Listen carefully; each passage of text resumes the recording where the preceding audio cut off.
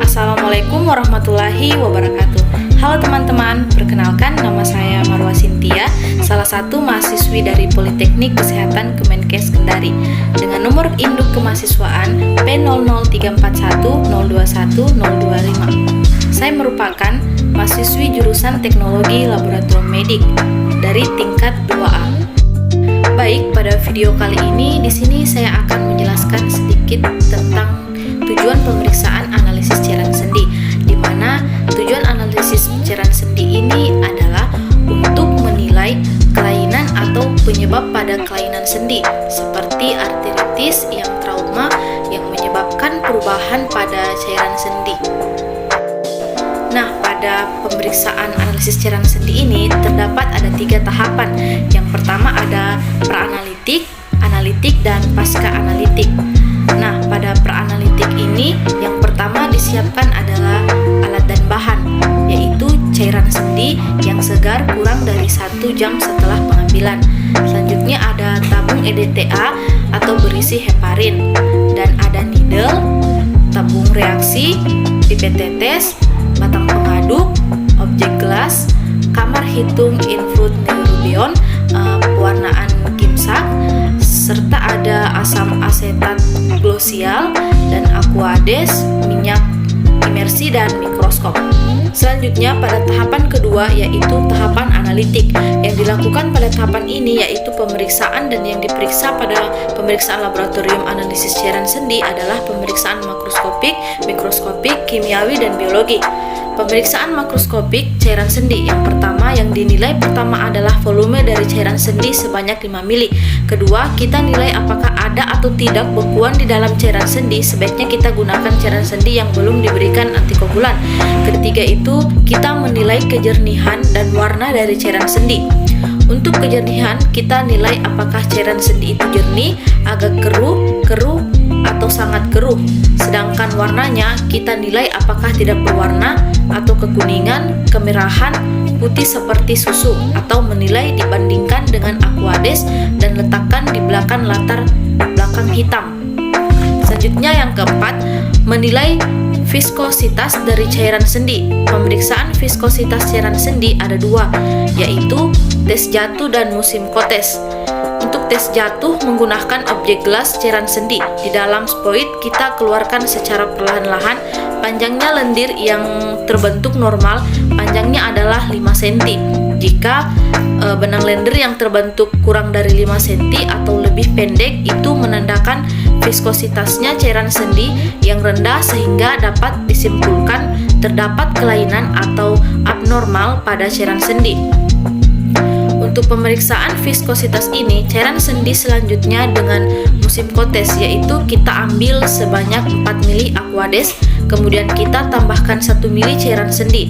Setelah itu ditambahkan 1 tetes asam asetat glasial, lalu kita aduk dengan batang pengaduk. Setelah diaduk selama 1 menit, kita nilai musim tesnya. Musimnya baik jika terdapat bekuan yang kenyal dalam cairan yang jernih, tes musim sedang jika terdapat bekuan yang tidak berbatas tegas, dan musim yang jelek jika terdapat bekuan berkeping-keping. Selanjutnya mikroskopis. Cairan sendi yang dinilai adalah hitung sel leukosit, jumlah sel leukosit, dan identifikasi ada tidaknya kristal. Yang pertama, untuk pemeriksaan jumlah sel leukosit kita menggunakan cairan sendi yang dihomogenkan tanpa disentrifug dan diencerkan dengan NaCl 0,9%. Kemudian buat sediaannya dimasukkan ke dalam kamar hitung infrared neurobion, lalu kita nilai di bawah mikroskop. Untuk penilaian di bawah mikroskop, kita dapat menggunakan perbesaran 10 kali. Di sini kita menilai gambaran secara keseluruhan dari sel-sel yang terdapat di bawah mikroskop. Hitung jumlah sel leukosit dalam kamar hitung dengan melaporkan jumlah leukosit per kilometer. Yang kedua itu pemeriksaan cairan sendi lainnya, yaitu kita memeriksa hitung jenis leukosit. Sediaan yang sudah dibuat diwarnai dengan pewarnaan Giemsa, digenangi sediaan dengan pewarnaan Giemsa, didiamkan selama 20 menit. Setelah 20 menit, cuci sediaan itu di bawah air mengalir sampai bersih. Kemudian sediaan dikeringkan. Nilai di bawah mikroskop perbesaran 10 kali untuk melihat secara keseluruhan sel yang ada. Kemudian untuk menilai secara lebih jelas lagi dapat menggunakan perbesaran 100 kali. Nah, sebelumnya diteteskan minyak emersi. Yang dinilai dari pemeriksaan ini adalah sel PMN dan sel MN, di mana dihitung dalam 100 leukosit.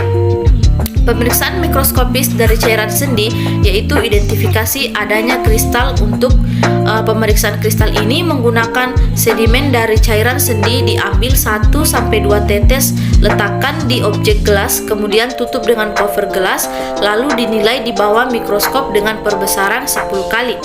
Nah, yang dinilai adalah kristal yang terdapat di dalam cairan sendi. Biasanya kristal yang sering ditemukan pada cairan sendi adalah kristal monosodium urat pada kasus gout dan kristal kalsium pirofosfat AC pada kasus pesiel gout. Nah, yang ketiga, pemeriksaan kimiawi. Cairan sendi yang sering diperiksa adalah glukosa, protein, dan asam urat.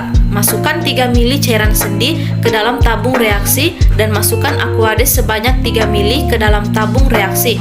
Lalu sentrifug cairan sendi dengan kecepatan 300 rpm selama 15 menit.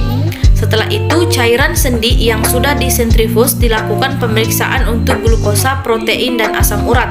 Seterusnya yang keempat itu mikrobiologi. Pemeriksaan mikrobiologi dari cairan sendi biasanya dilakukan pewarnaan gram. Tujuannya itu untuk melihat mikroorganisme penyebab kelainan dari cairan sendi, bisa berupa bakteri, jamur, dan lain-lain.